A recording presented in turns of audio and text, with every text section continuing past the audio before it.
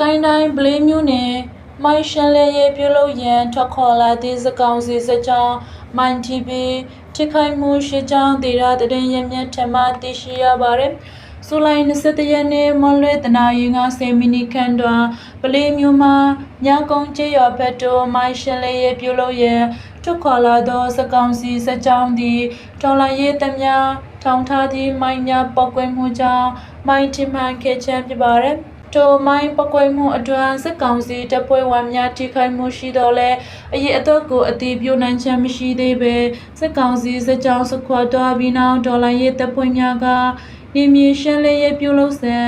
မိုင်းပကွဲသည့်နေရာ၌တွေ့ခွင့်များဆက်ရှိတွေ့ရှိခဲ့ပါတယ်။ဒေတာတရင်ရဲ့မြက်ကထိခိုက်မှုရှိပါတယ်။ဘယ်နှယောက်ထိတဲ့ဆိုရာကိုမသိရသေးပါဘူး။စစ်ကြောင်းစခွာတော်ပြီး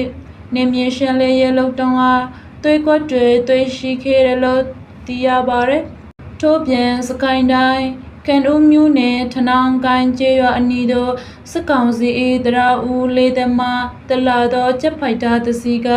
ယနေ့မွန်လွဲ3နာရီကျော်ခန့်တွင်လေကြောင်းတိုက်ခိုက်မှုပြုလုပ်ခဲ့ပါတယ်။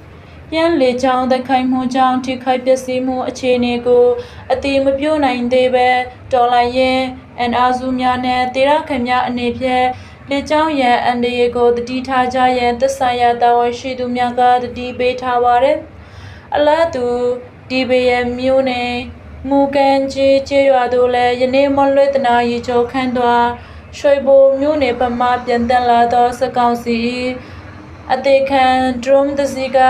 လေကြောင်းမှပုံကျဲတိုက်ခိုက်ခဲ့ကြောင်းထိုလေကြောင်းတိုက်ခိုက်မှုအတွင်းပြည်သူများထိခိုက်မှုမရှိကြောင်းသိရပါတယ်။